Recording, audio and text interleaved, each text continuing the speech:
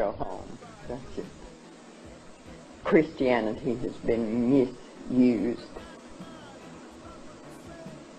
for hundreds of years to keep your people in subjugation.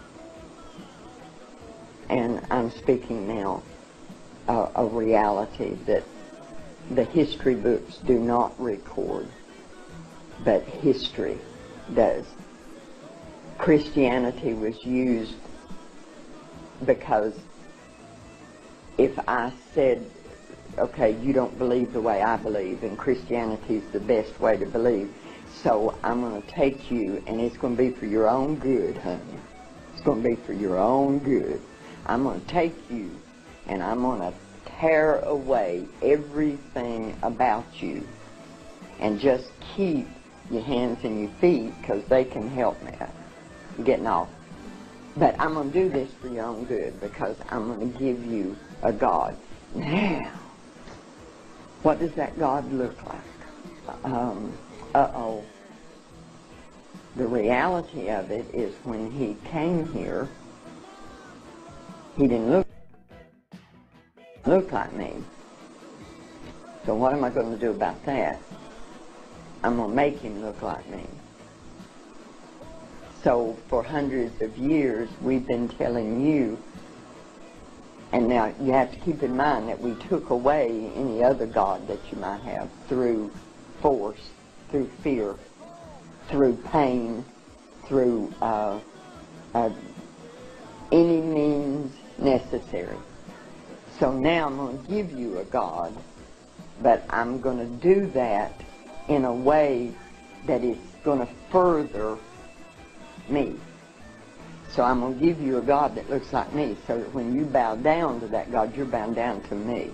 And because I wasn't hearing these things, because the Bible tells us what Jesus looked like when he walked here. The Bible tells us what he's going to look like when he comes back. We have taken that and changed it. Do you remember when Jesus went to Egypt? He hid in Egypt. The people in Egypt, honey, they're not white people. How could he hide there? See, so that we've done that. We've given your people a God that looks like me, so that you don't have any qualm about bowing down to me. See, because this is the image of God. I don't know of any sin that we've committed that's greater than that one. And we did it with the Bible in our hands when we were beating your ancestors for looking at us eye to eye. And we're quoting to them from this scripture. Even if we allowed them to have their own ministers, which there wasn't many of because we didn't allow them to read. But if we said, okay, you can have your church. This is my plantation. I'm going to do what I want with it. You can have your church. But then spies were sent. And those spies would stand outside the church, and that man would be beaten, perhaps killed, if he preached anything other than 3 sermons.